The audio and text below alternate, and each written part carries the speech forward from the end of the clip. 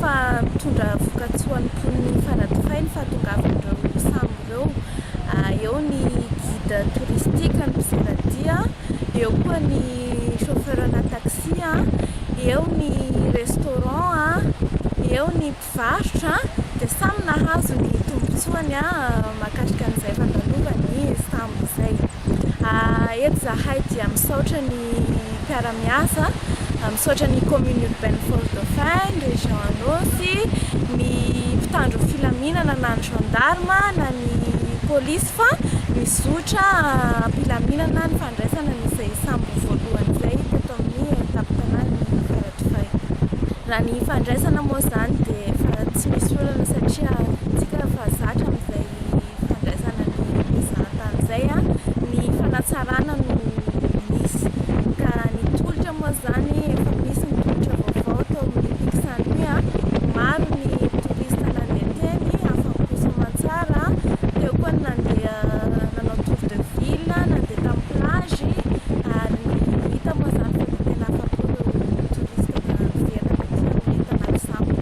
Tsarana moa izany dia hiezaka foana zahay ao amin'ny tolotra, izany hoe surtout amin'ny organisation, ny amin'ny tolotra amin'ireo artisan, hiezaka koa zahay hampiditra ireo mpanao hosodoko sambo Europa 2 izay mitondra 516 passagers miaraka amin'ny équipage. Dia amin'ity volana novambra ity tsika dia mbola hisy ny sambo amin'ny 24 sy ny 25 novambra. Raha amin'ny ankapobeny izany tsika amin'ity saison ity dia indray sambo 7 jusqu'amin'ny volana avril. Entoko fa tonga soa teto amin'ny tanànan'ny Fort-Dauphin ny client androany fa raha resaka aravarotra tsy mandeha satria le bazareo allemand, tsy mividy zavatra, tsy mijery ninninona fa juste mizaha tany, mandeha anamboa, mandeha manao tour de ville, dia mipoly atao Porte de Ouala, dia mandeha ambany manao plage fa mijery ihany fa tsisy zavatra vidiana. Raha nampitahina zany tamin'ireo vahiny zay. Arakaraka ny karazan'le touriste, misy zao manahaka le japonais reo zao tena afa-po zahay satria mividy raha, fa le allemand tena tsy mividy raha mihitsy. Mikambana ao anatin'ny chambre de métier zany zahay amin'izao fotoana izao. Dia noho izay fikambanana izay zany dia afaka mivarotra ety amin'ny port zahay miara-miasa amin'ny office de police. Tena mba ho tonga eto zany dia ny chambre zany hoe mahalany paquebot, olona anatin'ny paquebot zany eo arivo personne eo, satria io mba tena hanafosanay toy ny MC zany.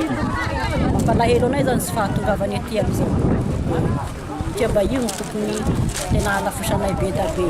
Raha chambre allemand ohatrany itony tena tsy mamely fa noho izay fampandray anjara eto zany dia mizoro avao zahay mba manio manao vitrine ny farotra anosy ty hoe mba misy artizanat zany eto.